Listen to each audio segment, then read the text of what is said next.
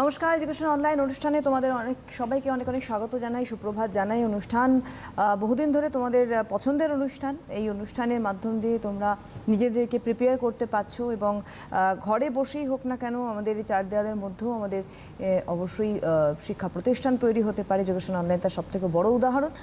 প্রতিদিন আমরা বিভিন্ন সাবজেক্ট নিয়ে আসি এবং তোমাদেরকে সেই সমস্ত সাবজেক্টের উপরে যা কোয়েশ্চেন থাকে যথার্থভাবে সেই আলোচনা করার চেষ্টা করি। তো আজকে পদার্থবিদ্যা ক্লাস 11-এর আমাদের সঙ্গে রয়েছেন স্যার সৈয়দ ফজল এলাহি। অনেক অনেক স্বাগত জানাবো স্যারকে অনুষ্ঠানে আসার জন্য। এবং তোমরা রয়েছে এই অনুষ্ঠানে সরাসরি আমাদের সঙ্গে যুক্ত হয়ে ক্লাস তো শুনবে এবং যদি তোমাদের কোনো প্রশ্ন থাকে ডেফিনেটলি ফোন করবে আমাদের সরাসরি নাম্বার 6292242339 6292242340 দুটি ফোন নাম্বারে ফোন করতে পারো। তোমাদের জিজ্ঞাসা তোমাদের প্রশ্ন নিয়ে চলে যাব সরাসরি আজকের আলোচনাতে। স্যার সুপ্রভাত সকলকে। ঠিক আছে, আজকে আমি একাদশ শ্রেণীর পদার্থবিদ্যা চ্যাপ্টারে একাদশ শ্রেণীর তাপগতিবিদ্যা বলে একটা চ্যাপ্টার আছে, সেই তাপগতিবিদ্যা চ্যাপ্টারটাই পড়াবো। ঠিক আছে, চ্যাপ্টারটা খুব ইন্টারেস্টিং এবং আমার খুব পার্সোনালি খুব পছন্দের এবং মোটামুটি তোমাদেরও আশা করি খুব ভালো লাগবে। চ্যাপ্টারটা খুব বড়। ঠিক আছে, দেখা যাক যতটা আমি আজকে শেষ করতে পারি ততটাই চেষ্টা করব। ঠিক আছে, ওকে। তাহলে তাপগতিবিদ্যা, তো তাপগতিবিদ্যা কাকে বলে যদি বলি, ঠিক আছে, তো তাপগতিবিদ্যার ইংলিশ টার্মটা হচ্ছে থার্মোডাইনামিক্স। তাহলে এই থার্মোডাইনামিক্স কথাটায় দুটো ওয়ার্ড আছে, যদি একটু ভালো করে আমরা দেখি। একটা হচ্ছে থার্মো, একটা হচ্ছে ডাইনামিক্স। থার্মো মানে সেটা থার্ম বা তাপ, হিটকে বোঝায়। আর ডাইনামিক্স মানে সিম্পল গতিবিদ্যা, যেটাকে আমরা অ্যাকচুয়ালি মাপি, মেজার করি, গতি সংক্রান্ত যে থিংস। তাহলে আমরা যদি বাংলা এটাকে লিখি তাহলে হচ্ছে গতিবিদ্যা। তাহলে আমরা তাপ সম্বন্ধে আছে তার গতিবিদ্যা পড়ব। এই গতিবিদ্যা যদি চ্যাপ্টার আমরা স্মৃতিবিজ্ঞান বা একমাত্রিক গতি হোয়াট এভার আমাদের সেকেন্ড চ্যাপ্টার ক্লাস 11-এ যদি দেখি আমরা সেখানে, তাহলে সেখানে আমরা দেখব সব কিছুর কোয়ান্টিটির আমরা মেজারমেন্ট করি, like displacement, distance, acceleration, velocity, যাই হোক সেই কোয়ান্টিটিগুলো শুধু আমরা মেজারমেন্ট করি। মানে একটা কণার বেগগত ছিল, বেগগত হলো কিছু টাইম পর, কারণ উৎপত্তি বা কেন হচ্ছে সেই কথাটা আমরা একদম জানতে চাই না, আমরা সেই চ্যাপ্টারে আমরা জানবই না। সিমিলার ওয়েতে থার্মোডাইনামিক্স চ্যাপ্টারে কিন্তু আমরা কখনোই কারণ সম্বন্ধে জিজ্ঞাসা করব না। নো, আমরা এখানে কারণ জানবো না, আমরা মেজারমেন্ট করব। সেই জন্য এটা গতিবিদ্যা। ডায়নামিক্স গতিবিদ্যা যে মাপে, ঠিক আছে, কারণ অনুসন্ধান করে না। যেমন আমরা নিউটনীয় গতিবিদ্যা বা নিউটনিয়ান মেকানিক্সে যদি যাই, তখন দেখবো আমরা এগুলোর কারণ উৎপত্তি করা হয়, যে একটা পার্টিকেল বা কণাকে সাম কাইন্ড অফ ফোর্স দিলে পরে সে কেন কিছুটা পরিমাণ অ্যাক্সেলারেশন পাচ্ছে বা তার মোমেন্টাম চেঞ্জ হচ্ছে, এগুলো সব আমরা নিউটনিয়ান মেকানিক্সে পড়ি, কারণগুলো, কজ। বাট ইন কেস যদি আমাদের শুধুমাত্র মেজারমেন্ট করতে হয় সেই ভ্যারিয়েবলসগুলোর, যে ভ্যারিয়েবলসগুলো সেখানে আছে, তাহলে আমাদের শুধুমাত্র ডায়নামিক্স প্রয়োজন। তাহলে এখানে সেই ডায়নামিক্সটাই আমরা পড়ব। তাহলে সিম্পল এখানে আমাদের লজিক হয়ে গেল ক্লিয়ার, যে আমরা কারণ সম্বন্ধে এখানে জানতে চাইবো না। তাহলে স্যার কারণ কোন চ্যাপ্টারে জানবো? কারণ আমরা এর পরের চ্যাপ্টার আছে গ্যাসের গতীয় তত্ত্ব বা কাইনেটিক থিওরি অফ গ্যাস বা কাইনেটিক থিওরি অফ ম্যাটার, যাই হোক সেই চ্যাপ্টারে আমরা কিন্তু কারণগুলো পড়ব। ঠিক আছে, বা আরও যদি ব্রডলি কেউ পড়তে চায়, যারা ফিজিক্স নিয়ে অনার্স করবে বা সামথিং, যারা আরও ভবিষ্যতে ফার্দার পড়াশোনা করবে, তারা স্ট্যাটিস্টিক্যাল ফিজিক্স বা স্ট্যাটিস্টিক্যাল মেকানিক্স বলে একটা মেকানিক্স বা ফিজিক্স আছে আমাদের, সেখানে এগুলো সব কারণগুলো ব্যাখ্যা করা হয় এবং এটাকে লিঙ্ক আপ করা হয়। ঠিক আছে, তাহলে যদি তাপগতিবিদ্যা কাকে বলে, ঠিক আছে, যদি আমরা বলি, ঠিক আছে, তাহলে তাপগতিবিদ্যা আমরা যে কোনো চলরাশি বা যে কোনো একটা সিস্টেম যদি কোনো অবস্থায় থাকে, যে কোনো স্টেটে থাকে, ঠিক আছে, তাহলে তার কিছু কিছু কোয়ান্টিটিগুলো আছে, সেগুলো নিয়ে জাস্ট একটা রিসার্চ বা একটা ডিটেল আলোচনা। ফর অ্যান এক্সাম্পল, এখানে একটা কন্টেনার নিয়েছি আমি, এই কন্টেনারের মধ্যে কি আছে, সাম কাইন্ড অফ ম্যাটার রাখা আছে, সে গ্যাস। সো এখানে কিছু পরিমাণ গ্যাস রাখা আছে। এবার আমরা ক্লাস 10-এ হোক বা আরও প্রিভিয়াস কোনো ইয়ারে হয়তো পড়েছি যে কোনো একটা কন্টেনারে যদি কিছু পরিমাণ গ্যাস থাকে, সেই গ্যাসটার ওপর কিছু কিছু বাহ্যিক প্রভাবক বা ইন্টারনাল কিছু কিছু প্রভাবক থাকতে পারে। যেমন ইন্টারনালি বলতে পারি প্রেসার, যেমন একটা বেলুনে তুমি কী করেছো, গ্যাস ঢুকিয়েছো, বেলুনটা আস্তে আস্তে এক্সপান্ড করেছে এবং তার প্রেসারও ইনক্রিজ করেছে। বেলুনে যদি রাবার সেখানে প্রেস করা যায়, তাহলে বোঝা যাবে যত আমি বেলুনে গ্যাস ঢোকাবো তত তার প্রেসার ইনক্রিজ করবে। এটা সিম্পল। তার ভলিউমের উপর ডিপেন্ড করবে, অ্যাজ ওয়েল অ্যাজ তার টেম্পারেচার। সো এই যে তিনটে রাশি, এই তিনটে রাশি বেসিক কিন্তু একদম, এছাড়া কি আরও হয় না, অনেক কিছু আছে, এনথ্যালপি আছে, এন্ট্রপি আছে, অনেক কিছু আছে। তাহলে আমি বললাম কি যে suppose you have a system with PVT as variables. এবার আমি কি চুজ করলাম, আমি জাস্ট একটা কথা চুজ করবো এখানটাতে, এই সিস্টেমটা ধরো ইনিশিয়াল, এই সিস্টেমটা রাখা আছে আমার ইনিশিয়াল, ঠিক আছে। তাহলে ইনিশিয়াল যদি এই সিস্টেম রাখা হয়, তাহলে ইনিশিয়ালি এদের প্রেসার, ভলিউম, টেম্পারেচার এগুলোকে আমি ধরে নিলাম P1, V1 অ্যান্ড T1। এবার এর ওপর সাম কাইন্ড অফ কিছু প্রসেস অ্যাপ্লাই করা হয়েছে, সেই প্রসেসের ফলে ধরি সেই সিস্টেমটার স্টেটগুলো চেঞ্জ হয়ে গেছে, তাই না। ধরো সেই সিস্টেমের চেঞ্জগুলো P2, V2 অ্যান্ড T2 হয়েছে। সাপোজ আমি জাস্ট এখানে ধরতে বলছি, হ্যাঁ, জাস্ট একটা অ্যাজাম্পশন। তাহলে এই যে P1, V1, T1 থেকে P2, V2, T2 হলো, এই যে স্টেট অফ চেঞ্জ হলো, এই চেঞ্জটাই মেজার করবো আমরা তাপগতিবিদ্যায়।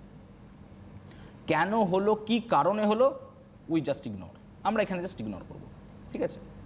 যেমন একটা এক্সাম্পল দিই আমরা, তোমরা বয়েলের সূত্র পড়েছো ক্লাস 10-এ। বয়েলের সূত্র কি বলে, যদি আমরা এখানে উষ্ণতা যে T1, T2 রাখা আছে সেটাকে স্থির রাখি, অর্থাৎ ইনিশিয়ালিও T ছিল, ফাইনালিও T আছে, তাহলে কি হয়, চাপ এবং আয়তনের গুণফল সর্বদা ধ্রুবক হয়, অর্থাৎ P into V will be equals to constant. এই তো বয়েলের সূত্র। তাহলে এটা একটা থার্মোডাইনামিক্যাল স্টেট থেকে আরেকটা স্টেটে গেলাম আমরা, ঠিক আছে, ক্লিয়ার। তাহলে এখানে আমরা থার্মোডাইনামিক যে স্টেট বা আমরা যে সিস্টেমের কথা বলছি, ঠিক আছে, সেই সিস্টেমটার সংজ্ঞা কী তাহলে, হোয়াট ইজ আ সিস্টেম, একটা সিস্টেম কি না, তো যার ওপর তুমি এক্সপেরিমেন্ট করছো দ্যাটস কল্ড এ সিস্টেম, ঠিক আছে। আমি এই বোর্ডের ওপর বা এই ঘরের মধ্যে, সিস্টেমের মধ্যে, যে কোনো জায়গায় আমি যেখানেই আমি এক্সপেরিমেন্ট করব সেটা আমার সিস্টেম হবে। আমি যেখানে এক্সপেরিমেন্ট করব, ঠিক আছে, আমি মানবদেহে এক্সপেরিমেন্ট করছি, দ্যাট ইজ মাই সিস্টেম, ঠিক আছে। তাহলে একটা সিস্টেমের বাউন্ডারি কতটা হতে পারে, ছোট্ট জায়গা থেকে অনেক বড় হতে পারে। যেমন একটা universe itself can B a system, আবার ছোট্ট একটা জায়গা, একটা বেলুনের মধ্যেও হতে পারে কি আমার সিস্টেম, ঠিক আছে। সিস্টেমের কোনো লিমিটেশন নাই যে এতটা হতে পারে। তবে আমরা এখানে খেয়াল রাখবো সিস্টেম যেন অবভিয়াসলি ম্যাক্রোস্কোপিক হয়। ম্যাক্রোস্কোপিক মানে যেগুলোকে বড় আকারের, ঠিক আছে। মাইক্রোস্কোপিক মানে খুবই ছোট, ক্ষুদ্র আকারের, ঠিক আছে। আমরা মাইক্রো লেভেলে নয়, আমি বারবার বলছি এখানে, কিন্তু আমরা জাস্ট অবজারভার, এখানে অবজার্ভ করব যে সিস্টেমটা এক জায়গা থেকে অন্য জায়গায় কীভাবে যাচ্ছে না যাচ্ছে, ঠিক আছে। তাহলে এই হলো সিস্টেম। তাহলে আমি এই জায়গাটাই ধরো একটা এক্সপেরিমেন্ট করব, so this is your system, ঠিক আছে। এই সিস্টেম আর বাইরের, মানে সিস্টেমকে যেখান থেকে আলাদা করব আমরা, সেইটা হচ্ছে সারাউন্ডিংস। তাহলে দিস ইজ কল্ড সারাউন্ডিংস, আর এটা হচ্ছে আমার কি সিস্টেম। তাহলে যে ওয়াল বা মেমব্রেন, ঠিক আছে, যে ওয়াল বা মেমব্রেনের দ্বারা আমরা কি করি, সিস্টেমকে সারাউন্ডিংসের থেকে আলাদা করি বা এনভেলপের সাহায্যে আমরা আলাদা করি, তাকে বলা হয় বাউন্ডারি, ঠিক আছে, বাউন্ডারি।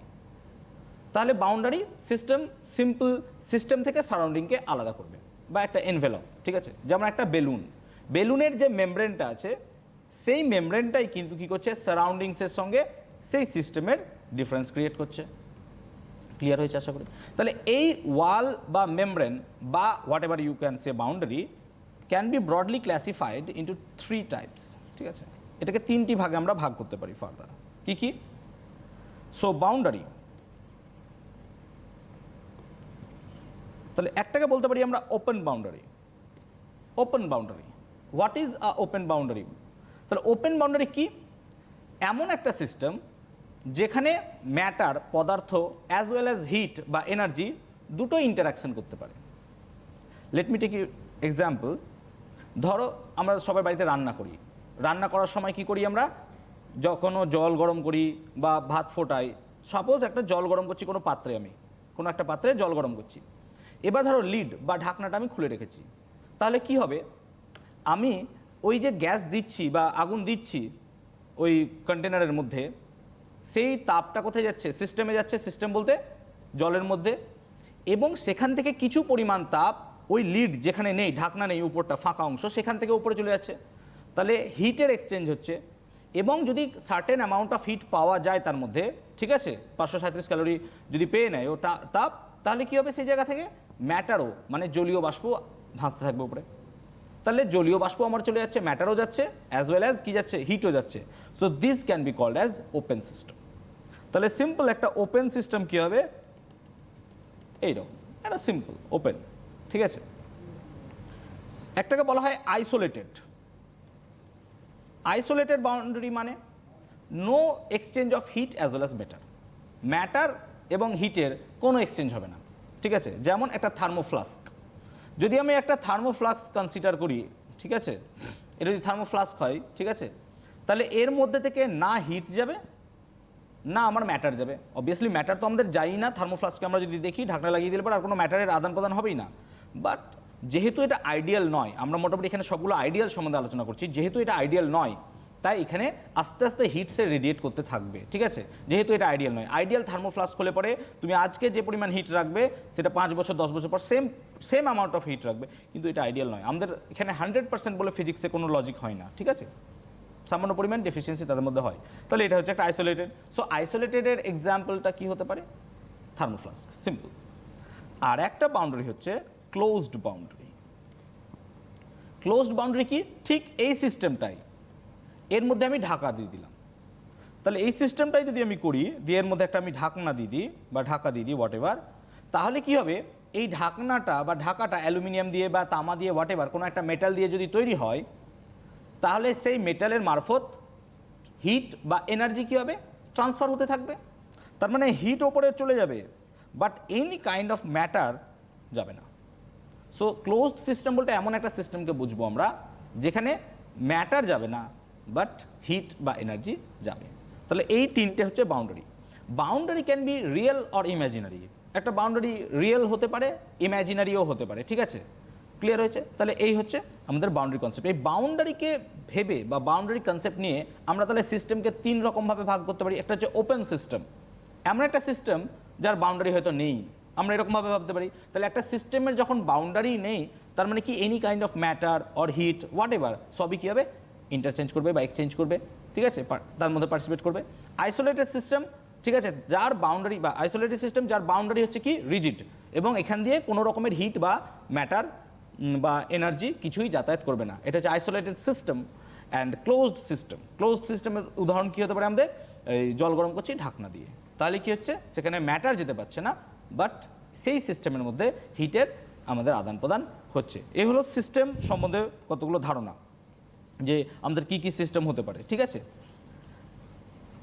এরপর আমি প্রথমেই বললাম যে আমরা যখনই কোনো একটা সিস্টেম এক জায়গা থেকে অন্য জায়গায় যাবে, তার প্রেসার, ভলিউম, টেম্পারেচার, এই যে রাশিগুলো আছে সেগুলো সব কী হবে? চেঞ্জ হবে। ইনিশিয়ালি কারো টেম্পারেচার ছিল 10 ডিগ্রি, কিছুক্ষণ পর হলো 20 ডিগ্রি, ঠিক আছে। ইনিশিয়ালি কারো প্রেসার ছিল 5 অ্যাটমসফিয়ার, কিছুক্ষণ পর হলো সেটা 10 অ্যাটমসফিয়ার। এই যে চেঞ্জ হচ্ছে, ঠিক আছে, তাহলে এগুলোকে যদি আমরা চলরাশি আকারে গ্রহণ করি বা অ্যাকসেপ্ট করি, ঠিক আছে, সহজ কথায় বলতে গেলে এখানে ছিল আমার 10 অ্যাটমসফিয়ার প্রেসার, তার রেসপেক্টে ছিল 5 লিটার গ্যাসের ভলিউম। এবার আমি এর উপর কিছু একটা অ্যাপ্লাই করলাম, ধরো প্রেসার বাড়ালাম। প্রেসার বাড়িয়ে কি করলাম? আমি করে দিলাম 15 এটিএম করলাম। তার রেসপেক্টে কী হবে? ভলিউমটাও চেঞ্জ হয়ে যাবে আমার। কেন? যেহেতু উষ্ণতা স্থির থাকছে, তাহলে বয়েলের সূত্র অ্যাপ্লাই হবে, তাহলে সাম কাইন্ড অফ এখানে ভলিউম আমার চেঞ্জ হয়েই যাবে। তার মানে আমরা এখানে প্রেসার পি এবং volume V K as a variable consider করব, ঠিক আছে। এবার যদি আমি একটা সিস্টেমের ওপর আমরা কতগুলো স্টেপে কাজ করি, যেমন ধরি সিস্টেমটার প্রথমে চাপ ছিল P1, ভলিউম হলো V1। ধরি সিস্টেমটা চাপ ছিল P2, হলো V2। ধরি সিস্টেমটা চাপ ছিল P3, হলো V3। তাহলে এই যে পরপর কতগুলো প্রসেস আমি রান করাচ্ছি একটা সিস্টেমের ওপর, তাহলে আমার এখানে ভ্যারিয়েবলগুলো চেঞ্জ হচ্ছে, P1, P2, P3, P4, P5 etcetera, as well as তাদের রেসপেক্টিভ ভলিউমগুলো কী হবে? V1, V2, V3, V4, V5 etcetera, সবগুলো চেঞ্জ হবে। তাহলে আমি যদি এখন একটা P versus V graph plot করি, তাহলে খুব একটা অন্যায় হবে না? তাহলে আমি যদি এখানে P ভার্সেস V একটা গ্রাফ প্লট করি, যেখানে আমি অলরেডি মেনশন করে দিলাম যে P অ্যান্ড V বোথ আর কি থার্মোডাইনামিক ভ্যারিয়েবলস, তাহলে আমি P-V গ্রাফের একটা লেখচিত্র পেতে পারি। সাপোজ সেই লেখচিত্রটা এরকম, যদি বা এরকম হবে না, ধরো সাপোজ আমি একটা সাপোজ নিচ্ছি যে P ভার্সেস V লেখচিত্র এরকম হলো, ঠিক আছে। তাহলে যদি P ভার্সেস V লেখচিত্র এরকম হয়, সাপোজ, আমি বারবার বলছি অ্যাজাম্পশন করো, ঠিক আছে, বোঝার সুবিধার্থে বলছি, তাহলে এরকম যদি হয়, তাহলে যে কোনো একটা পয়েন্ট যদি আমি চুজ করি, সাপোজ আমি এই পয়েন্টটা চুজ করলাম এখানটাতে, ঠিক আছে, এই পয়েন্টটা চুজ করলাম, এই পয়েন্ট চুজ করলাম, সাপোজ এই জায়গাটায় আমার কোঅর্ডিনেট নাকি কোঅর্ডিনেট হবে এবার তো নিশ্চয়ই P1 V1, আর এখানে কোঅর্ডিনেট হচ্ছে P2, V2, so both these are কি কোঅর্ডিনেটস। তাহলে বেসিক্যালি থার্মোডাইনামিক ভেরিয়েবলগুলো আলটিমেটলি আমার থার্মোডাইনামিক কোঅর্ডিনেট হিসেবে কাজ করতে পারে। কেন? কারণ যে কোনো একটা গ্রাফ যদি XY বা Y2X হোয়াট এভার যে গ্রাফই আমি আঁকি না কেন, সেই গ্রাফের যে কোনো পয়েন্টগুলো যে লেখচিত্রটা আমরা পাবো, ঠিক আছে, তার যে কোনো পয়েন্টগুলো তো একটা কোঅর্ডিনেটকেই বোঝায়। আমি এখন কোথায় বসে আছি, ইটস অবভিয়াসলি এ কোঅর্ডিনেট, ঠিক আছে। সেই জন্য এই ডায়াগ্রামটাকে কি বলা হয়, indicator diagram. This is called indicator diagram, ঠিক আছে, সূচক লেখচিত্র, ইন্ডিকেটর ডায়াগ্রাম। তাহলে P versus V diagram is called indicator diagram. তাহলে P ভার্সেস V হলেও হবে any kind of thermodynamic coordinate দিয়ে যে আমি ভ্যারিয়েবল বা আমরা যে মানে লেখচিত্র পাবো সেটাকেই আমরা বলবো কি ইন্ডিকেটর ডায়াগ্রাম, ঠিক আছে, P ভার্সেস V, ক্লিয়ার? আচ্ছা, এরপর এই ভ্যারিয়েবলগুলোকে ফার্দার দুটো ক্যাটাগরিতে আমরা ভাগ করব, ঠিক আছে। এই থার্মোডাইনামিক্স বা তাপগতিবিদ্যার অ্যাপ্রোচটা তোমরা 11-এ যারা পড়ছো দুরকমভাবে পাবে, ঠিক আছে। যারা নতুন 11-এ উঠবে এবং 11 যারা অলরেডি পড়ছো, জানি না পরীক্ষার অনিশ্চয়তা আছে, ঠিক আছে, তবে আমরা ধরে নেব জুন মাস থেকেই হবে, সেই হিসেবে যদি এগোই তাহলে এই যে থার্মোডাইনামিকের অ্যাপ্রোচটা দুইভাবে করা আছে। যারা কেমিস্ট্রিতে ভালো করে পড়ো বা কেমিস্ট্রি দেখছো, কেমিস্ট্রির অ্যাপ্রোচটা একরকম আলাদা, আমাদের অ্যাপ্রোচটা একটু আলাদা, বাট আলটিমেটলি দুটো জিনিসের গোল একই। কেমিস্ট্রিতে হয়তো একটু বেশি করে জোর দেওয়া হয়েছে এনথালপি বা সেকেন্ড ল, কিন্তু আমাদের এখানে জোর দেওয়া হয় ফিজিক্সের ওয়েতে, ঠিক আছে। আলটিমেটলি দুটো জিনিস কিন্তু এক, গোলাবে না, দুটো জিনিসই একই একদম। তাহলে আমরা বলছিলাম ভ্যারিয়েবলস। তাহলে এই ভ্যারিয়েবলসগুলোকে ফার্দার দুটো ক্যাটাগরিতে আমরা ভাগ করব, ঠিক আছে। কি কি? ফার্স্ট এটা হচ্ছে ইন্টেন্সিভ, বাংলায় যাকে বলে সংকীর্ণ চল, আর একটা হচ্ছে এক্সটেন্সিভ, বাংলায় যাকে বলে ব্যাপক চল, ঠিক আছে। তাহলে ইন্টেন্সিভ ভ্যারিয়েবলস কি? ভ্যারিয়েবলস যেগুলো সিস্টেমের সাইজ শেপের উপর ডিপেন্ড করবেই না। তোমার সিস্টেম কত বড় দ্যাট ডাজন্ট ম্যাটার, ঠিক আছে, প্রপোর্শনটা যেন ঠিক থাকে। সিস্টেম এতটা ছিল, আমি এত বড় সিস্টেম সাইজ করে দিলাম, that doesn't matter for us, ঠিক আছে। এই ভ্যারিয়েবলের ক্ষেত্রে, ইন্টেন্সিভের ক্ষেত্রে একদমই ম্যাটার করবে না। তাহলে system size and shape will not be a matter, কোনো ম্যাটারই কাজ করবেই না, কথাই বলবে না সেখানে। যেমন আমি কি নিতে পারি, টেনশন, প্রেসার, ঠিক আছে, টেম্পারেচার, এগুলো সব হচ্ছে কি আমার ইন্টেন্সিভ ভেরিয়েবলস, ঠিক আছে। এক্সটেন্সিভ ভ্যারিয়েবলস তাহলে উল্টোটা হবে অবভিয়াসলি, যেটা সিস্টেম শেপ সাইজের উপর ডিপেন্ড করবে অবভিয়াসলি, ঠিক আছে। অবশ্যই ইন্টেন্সিভটা ডেন্সিটি হবে, হ্যাঁ, অনেকের কনফিউশন হয় ডেন্সিটি।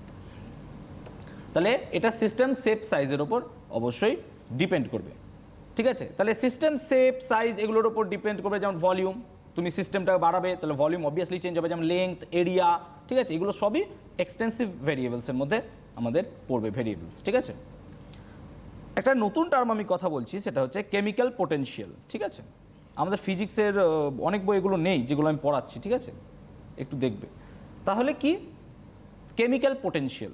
তাহলে একটা সিস্টেম, আমরা ধরো অনেকগুলো ঘরে বা একটা ঘরে অনেকে বসে আছি, 6-7 জন, ঠিক আছে। তাহলে 6-7 জন বসে থাকার ফলে আমাদের দেহের সবার টেম্পারেচার তো এক নয়, কিন্তু ধরে নিই যদি সবার টেম্পারেচার প্রায় এক হয় এবং কিছুক্ষণ পর মোটামুটি ঘরের টেম্পারেচারটা ওভারঅল একই হয়ে যায়, এটাকে ইকুইলিব্রিয়াম বলি আমরা, পরে আসছি ইকুইলিব্রিয়ামে।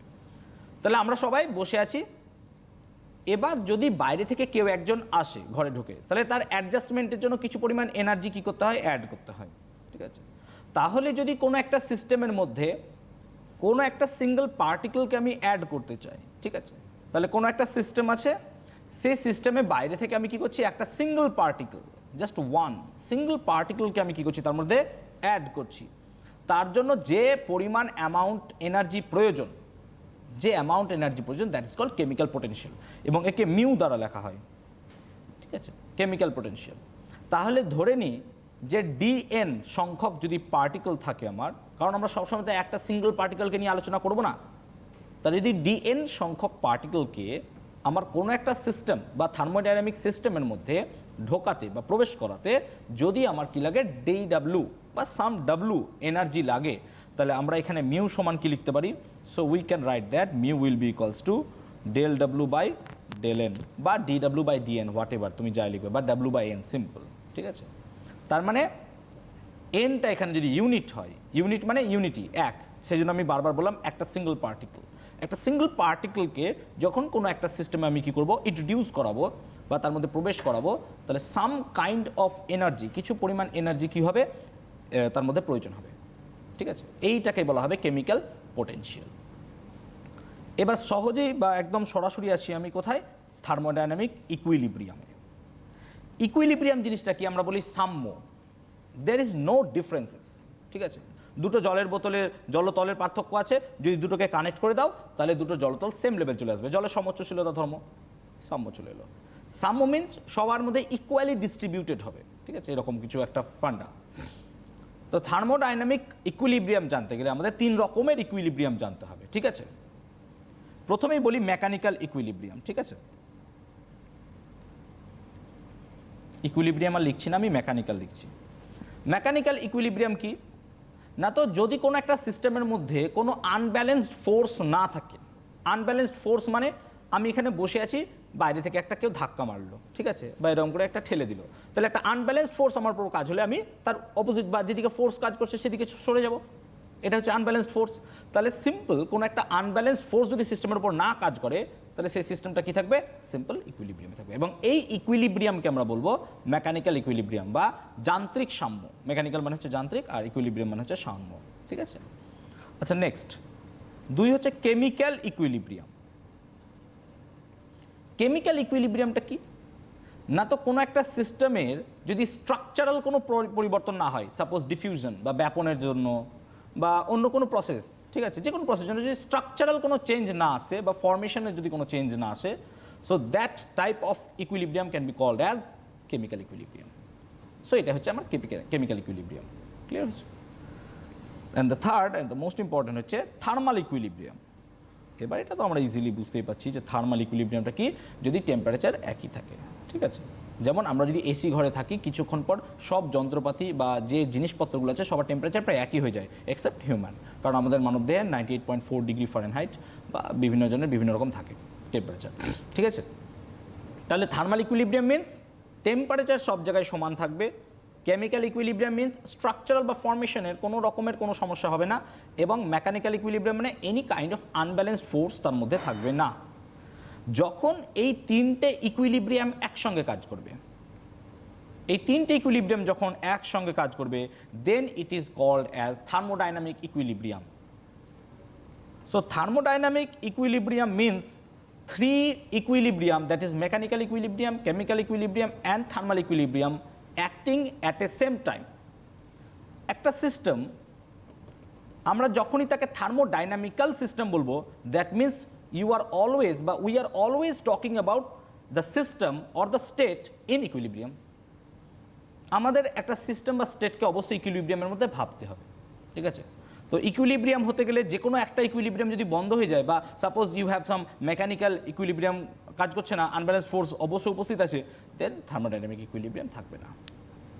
আমরা ফার্দার যদি পড়ি তখন দেখব যে একটা সিস্টেম যখন এক জায়গা থেকে বা একটা স্টেট থেকে অন্য স্টেটে যায়, তখন তার প্রতিটা স্টেপে কিন্তু থার্মোডাইনামিক ইকুইলিব্রিয়াম থাকতে হয়, না থাকলে সেটা পরের কথা, থাকতে হয়।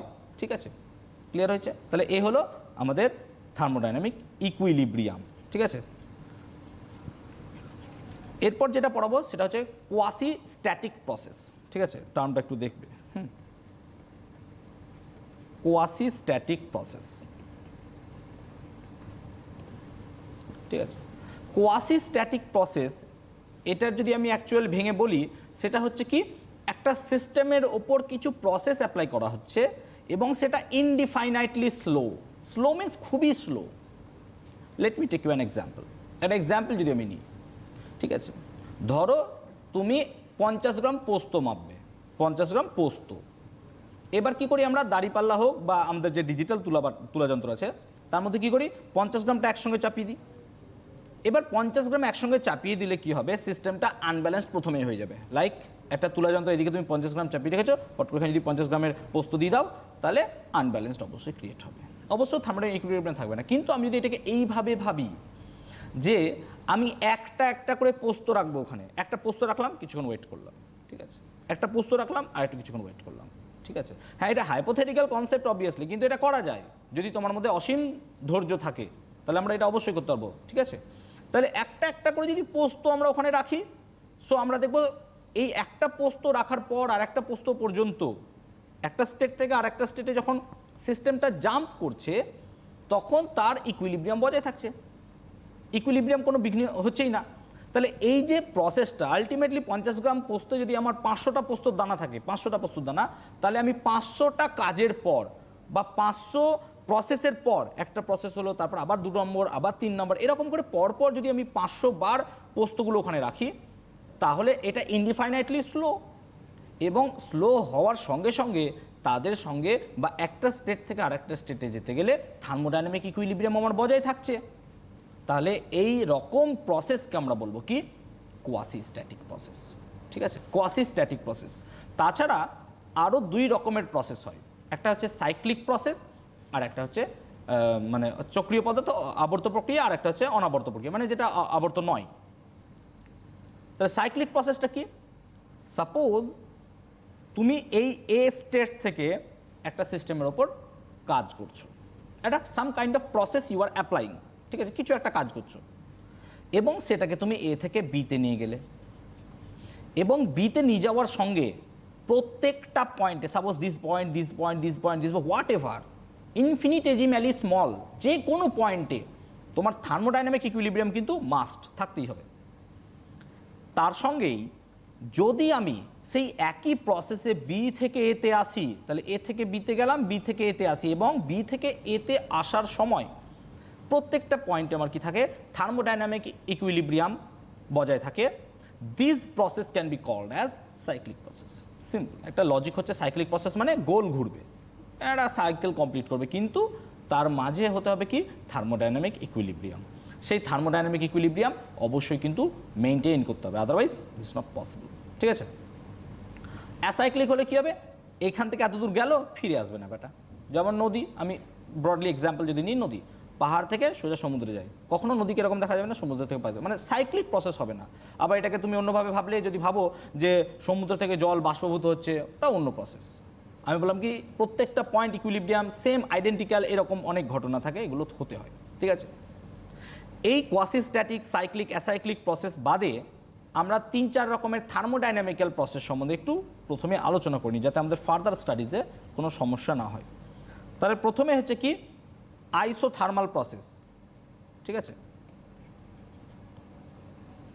আইসোথার্মাল প্রসেসটা কি? দেখো, আইসো মানে মনে রাখবে একই, আইসোটোপ যেমন হয়, ঠিক আছে, আইসো মানে একই। তাহলে আছে থার্মাল, মানে এখানে টেম্পারেচার কনস্ট্যান্ট থাকবে, একই থাকবে। সো আইসোথার্মাল প্রসেস মানে হচ্ছে টেম্পারেচার কনস্ট্যান্ট। তার মানে আমি যদি টেম্পারেচার চেঞ্জটাকে বার করার চেষ্টা করি, তার মানে DT will be equals to 0, ঠিক আছে। তাহলে আইসোথার্মাল প্রসেসে temperature will be constant and your temperature change will be 0। Next যদি নিই আমরা আইসো বারিক প্রসেস, বার কোন রাশির একক, না তো বার হচ্ছে চাপের একক, তাহলে এখানে অবশ্যই চাপের ফান্ডা চলে এলো, ঠিক আছে। এখানে কি থাকবে, প্রেসার কনস্ট্যান্ট থাকবে, ঠিক আছে। Pressure will be constant and you can get that DP will be equals to simply 0। Sir DP এখানে কি হবে, 0 আইসোবারিক প্রসেসের ক্ষেত্রে। আমরা যদি নিই আইসোকোরিক প্রসেস, ঠিক আছে, এটা একটু আননোন নাম, আইসোকোরিক, এখানে কি থাকে, ভলিউম কনস্ট্যান্ট থাকে, তাহলে তোমার এখানে আয়তনটা কি থাকবে, constant, and change in volume will be equals to 0। So তোমার এখানে ভলিউম চেঞ্জ কিন্তু একদমই হবে না, so volume change will be 0। আর একটা যদি প্রসেস নিয়ে আমরা, যেটা আমরা প্রায় আলোচনা করব, ঠিক আছে, যদি সময় পারমিট করে আমাদের, তাহলে অ্যাডিয়াবেটিক প্রসেস। এই অ্যাডিয়াবেটিক প্রসেস মানে হচ্ছে হিট কনস্ট্যান্ট, মানে কোনো হিটের আদান প্রদান হবে না, যেমন আমরা আইসোলেটেড সিস্টেমের ক্ষেত্রে বলছিলাম। তাহলে অ্যাডিয়াবেটিক প্রসেস, তাহলে অ্যাডিয়াবেটিক প্রসেসে কী হবে, D Q will be equals to 0, যেখানে কিউ হচ্ছে হিট, এখানে কিউটা হচ্ছে হিটকে রিপ্রেজেন্ট করছে, and change in heat will be equals to 0, so D Q will be equals to 0। এই কতগুলো প্রসেস আমাদের এখানে পড়তে হয়, ঠিক আছে। এই প্রসেসগুলো তো গেল শুধুমাত্র থার্মোডাইনামিক ভ্যারিয়েবলের প্রসেস, মানে আমি কখন প্রেসারকে কনস্ট্যান্ট রাখবো, কখন ভলিউমকে কনস্ট্যান্ট রাখবো, ঠিক আছে। তাছাড়াও আরও 2 রকমের প্রসেস হয়, বাংলায় যেটাকে বলা হয়, একটাকে বলা হয় প্রত্যাবর্তক আর একটাকে বলা হয় অপ্রত্যাবর্তক, প্রত্যাবর্তক এবং অপ্রত্যাবর্তক, তাহলে প্রত্যাবর্তকটা কি, যেমন সাইক্লিক পড়ালাম এক্স্যাক্টলি, বা কোয়াসি স্ট্যাটিক প্রসেস বোঝালাম, এই মানে প্রত্যাবর্তকটা বা সাইক্লিক একই, ঠিক আছে, প্রায় একই। তাহলে প্রত্যাবর্তক, এর ইংলিশটা এখন মনে পড়ছে না আমার এই মুহূর্তে, নাহলে বলে দিতাম, ঠিক আছে। আচ্ছা, প্রত্যাবর্তক প্রক্রিয়া, ঠিক আছে, মানে যেমন কোয়াসি স্ট্যাটিকে বললাম এ থেকে বিতে যাব, বি থেকে এতে আসবো, এবং ভায়া যখনই এ থেকে বিতে বা বি থেকে এতে আসবো প্রত্যেকটা পয়েন্টে আমার কী হবে, থার্মোডাইনামিক ইকুইলিব্রিয়াম থাকতে হবে। এটা হচ্ছে 1 নম্বর শর্ত, ঠিক আছে। 2 নম্বর শর্ত কি, 2 নম্বর শর্ত হচ্ছে এটা ইনফিনিটেজিম্যালি স্মল প্রসেস হতে হবে। ইনফিনিটেজিম্যালি স্মল মানে স্লো, ইনফিনিটেজিম্যালি স্লো প্রসেস হতে হবে, বা ইনডিফাইনাইটলি স্লো, যেটা একটু আগে বলছিলাম একটা একটা করে পোস্ত রাখার ঘটনাটা, এটা সেই রকম ঘটনা হতে হবে, তবেই কি হবে, প্রত্যাবর্তক হবে। যেমন আর একটা এক্সাম্পল তোমাদেরকে আমি যদি দিই, এই মুহূর্তে মনে পড়ছে আমার, ঠিক আছে। আমরা সকলে সাইকেলের পাম্পার দিয়ে পাম্প করি, এখন যদি বা সেই রীতি চলে গেছে, গ্রামে গঞ্জে গেলে পরে এখনও পাওয়া যায়, ঠিক আছে, আমাদের এদিকে এখনও অনেকটা উঠে গেছে প্রায়। যাই হোক, তাহলে আমরা কি করি, এই পিস্টন থাকে তো, পাম্পার যেটা থাকে, ঠিক আছে, তাহলে এই পাম্পার যদি এটা পাম্পার হয়, ঠিক আছে, তার এর ভিতরে একটা পিস্টন থাকে এবং এখান দিয়ে আমরা প্রেসার দিই। ধরো তুমি এখানে প্রেসার দেবে বাই মিনস অফ একটা ইট চাপিয়ে, তাহলে এই যে পিস্টনটা আমি খুব ভালো করে আটকে রেখেছি চারিদিক দিয়ে ক্লাম্প দিয়ে, এবং তার উপর আমি কি করছি, একটা ইট রাখছি, ব্রিক, ঠিক আছে, একটা ইট রাখছি। তাহলে এই যে একটা ইট রাখছি পাম্পারের ওপর, যদি হঠাৎ করে আমি ইটটা এসে রেখে দিই, বা একটা বালির বস্তা যদি হঠাৎ করে রেখে দিই, তাহলে কি হবে, আনব্যালেন্সড ক্রিয়েট করবে, বা ইকুইলিব্রিয়াম অবশ্যই বিঘ্নিত হবে, অ্যাজ ইউ ক্যান সি। আমি এটাকে অন্যভাবে ভাবতে পারি, কি, যদি বালির বস্তা রাখি, খুব সহজ হবে বালির বস্তা দিয়ে বোঝাতে, তাহলে প্রত্যেকটা বালির কণাকে নিয়ে যদি একটা একটা করে বসাই, that will be indefinitely slow. But যখনই আমি এক স্টেপ থেকে আরেক স্টেপে, বা এক স্টেট থেকে আরেক স্টেটে যাব, then it will be in equilibrium. আবার আমি এক স্টেট থেকে আরেক স্টেটে গেলাম, মানে আমি বালির বস্তাটা পুরো একটা একটা করে বালি চাপিয়ে, প্রায় 10 কেজি বালি ওর উপর চাপিয়ে দিলাম, ঠিক আছে। সেমভাবে যদি একটা একটা করে বালি তুলি আমি, দেখো সিম্পল সাইকেলটা সাইক্লিক হয়ে যাচ্ছে, অর্থাৎ একটা একটা করে বালি তুললে পর আলটিমেটলি সে আবার সেমভাবে আগে আগে যাবে, এবং থার্মোডাইনামিক ইকুইলিব্রিয়াম আমার বজায় রাখবে, আগে যাবে, আমরা কি পিস্টনটা উপরের দিকে উঠবে, তাই না। তাহলে এই হলো প্রত্যাবর্তক।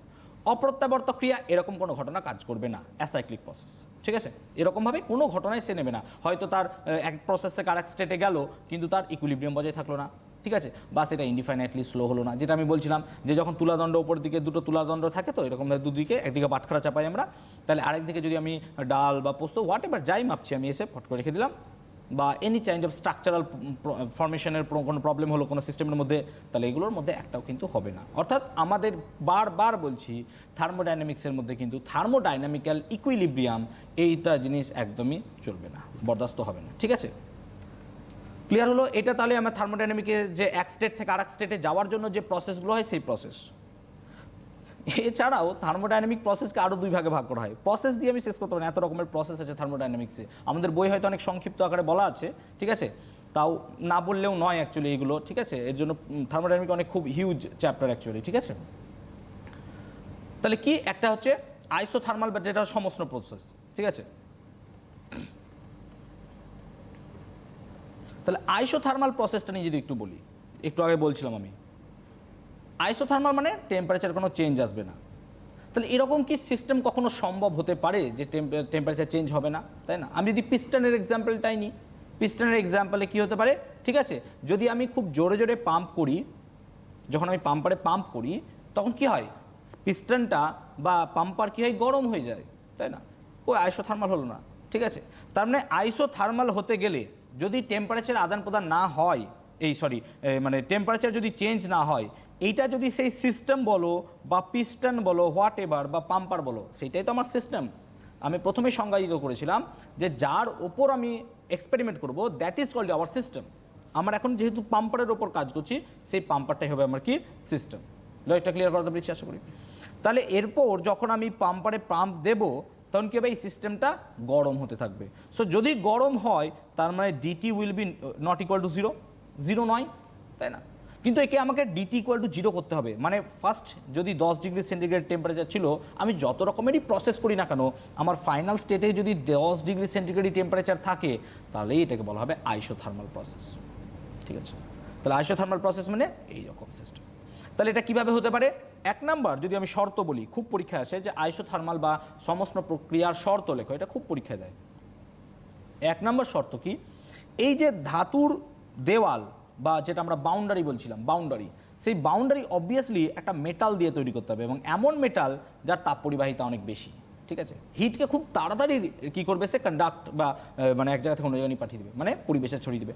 তাহলে তুমি ভাবো সেই ঘটনাটাই যদি হয়, আমি কেন এলাম এই জায়গাটায় তাই বুঝতে পারবে এবার।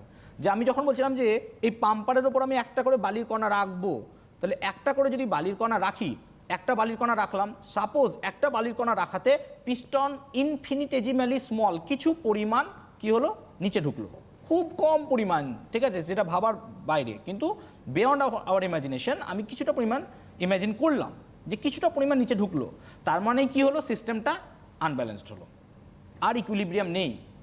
কিন্তু যে পরিমাণ প্রেসার অ্যাপ্লাই করলে তার টেম্পারেচারটা চেঞ্জ হতো, সেই টেম্পারেচার অ্যামাউন্ট তো খুবই কম, প্রথম কথা। 2 নম্বর, যেহেতু এটা ওয়েল কন্ডাক্টিং একটা মেটাল দিয়ে তৈরি, তাই যে পরিমাণ হিট জেনারেট করবে সেই হিটটা বাইরে রেডিয়েট হয়ে যাবে, বাইরে পালিয়ে যাবে, তো আমার সিস্টেমের টেম্পারেচারের কোনো চেঞ্জ আসবে না। এইরকম করে একটা বালির কণা রেখে কিছুক্ষণ ওয়েট করে, আবার বালির কণা রেখে কিছুক্ষণ ওয়েট করে, এইরকম যদি ভাবে যদি আমি একটা সিস্টেমকে নিয়ে যাই, তাহলে সেই সিস্টেমের অবভিয়াসলি আইসোথার্মাল হবে, তার টেম্পারেচার কোনো চেঞ্জই আসবে না। সো একটা টেম্পারেচার মানে আইসোথার্মাল প্রসেস হতে গেলে সেটা অবশ্যই স্লো হতে হবে, সেটা অবশ্যই স্লো হতে হবে, স্লো না হলে এটা পসিবল নয়। যেমন পাম্পারে তুমি জোরে জোরে যদি পাম্প করতে যাও, তাহলে সেই সিস্টেমের টেম্পারেচার কখনোই কনস্ট্যান্ট থাকবে না, এটা আমরা প্র্যাকটিক্যাল থেকেই পাই। নেক্সট যদি আমরা দেখি, সেটা হচ্ছে অ্যাডিয়াব্যাটিক প্রসেস, ঠিক আছে? আচ্ছা, এই আইসোথার্মাল প্রসেসটা ক্লাস 10-এ আমরা পড়েছিলাম, ঠিক আছে? আইসোথার্মাল প্রসেসটা ক্লাস 10-এ পড়েছিলাম আমরা কি, বয়েলের সূত্র বা বয়েলস ল। তাহলে বয়েলস ল বা বয়েলের সূত্র কি না, তো যখন টেম্পারেচার তোমার কি থাকবে, কনস্ট্যান্ট, তাহলে এই সূত্রটা আমার অ্যাপ্লাই হবে, তার মানে এখানে হবে কত, পিভি ইকুয়ালস টু ধ্রুবক, এটা হচ্ছে আইসোথার্মাল। এবং এখানে যে পি ভার্সেস ভি বা ইন্ডিকেটর ডায়াগ্রাম যেটা পাই আমরা, সেই ইন্ডিকেটর ডায়াগ্রামে পি ভার্সেস ভি লেখচিত্র, এটাকে বলা হয় আইসোথার্ম, ঠিক আছে, এটাকে বলা হয় আইসোথার্ম। এবার যদি আমরা অ্যাডিয়াবেটিক প্রসেসে যাই, ঠিক আছে, অ্যাডিয়াবেটিক প্রসেস মিনস এখানে হিটের কোনো আদান প্রদান হবে না, ঠিক আছে, DQ will be equal to 0, তার মানে এখানে মেটাল দেয়া চলবেই না, তোমার এমন একটা ধাতু দিয়ে বাউন্ডারি তৈরি করতে হবে, ধাতু তো নয়, এমন একটা পদার্থ দিয়ে বাউন্ডারি তৈরি করতে হবে যার কোনো কন্ডাকশন নেই, তাহলে কাঠ হতে পারে, প্লাস্টিক হতে পারে, এনি কাইন্ড অফ ম্যাটেরিয়াল যেটার কোনো হিট কন্ডাক্ট করবে না। এবং এই প্রসেসটা কী হতে হবে, খুব ফাস্ট হতে হবে, খুব ফাস্ট হলে কী হবে, তাপের আদান প্রদান করার টাইমটুকুই পাবে না, তাই না? তার মানে তাপের আদান প্রদান হবে না। যেমন পাম্পারে খুব জোরে জোরে যদি পাম্প করি আমরা, সেই হিটটা যে পরিমাণ ক্রিয়েট হচ্ছে সেই সিস্টেমের মধ্যে বা জেনারেট হচ্ছে, সেই হিটটা কখনোই বাইরে রেডিয়েটই করতে পারবে না। যদি বাইরে রেডিয়েট না করতে পারে, তাহলে that will be adiabatic process.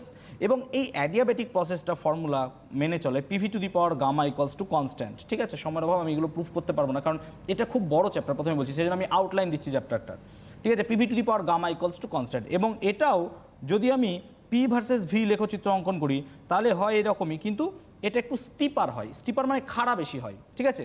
যদি পি ভার্সেস ভি লেখচিত্র যদি আমরা আইসোথার্ম নিই, আইসোথার্ম কী হয়, অনেকটা খাড়া কম হয়, কিন্তু এটা বেশি খাড়া হয়। তার কারণ হচ্ছে এই গামা, এই গামাটাকে বলা হয় অ্যাডিয়াব্যাটিক ইন্ডেক্স, এই গামাটাকে বলবো আমরা অ্যাডিয়াবেটিক ইন্ডেক্স বা রুদ্ধ তাপ সূচক, এবং গামাটাকে লেখা হয় সিপি বাই সিভি, যেখানে সিপি হচ্ছে molar specific heat in constant pressure and CV হচ্ছে molar specific heat in constant volume. আজকে আর আমাদের হাতে সময় নেই, একদম সময় শেষ। তবে অবশ্যই বলবো যে স্যার যে পর্যন্ত বোঝালেন খুব সুন্দর, তিনি তোমাদেরকে সুন্দরভাবে বুঝিয়েছেন, সেক্ষেত্রে তোমরা অনুষ্ঠানটা আবার দেখতে পারো ইউটিউবে আপলোড হয়ে যাওয়ার পরে। আজকের হাতে সময় নিয়ে অনেক ধন্যবাদ জানাবো স্যারকে আবার আমাদের অনুষ্ঠানে আসার জন্য, এবং তোমাদেরও বলবো সুস্থ থাকো এবং ভালো থাকো, আমাদের অনুষ্ঠানের সঙ্গে যুক্ত থাকো। নমস্কার।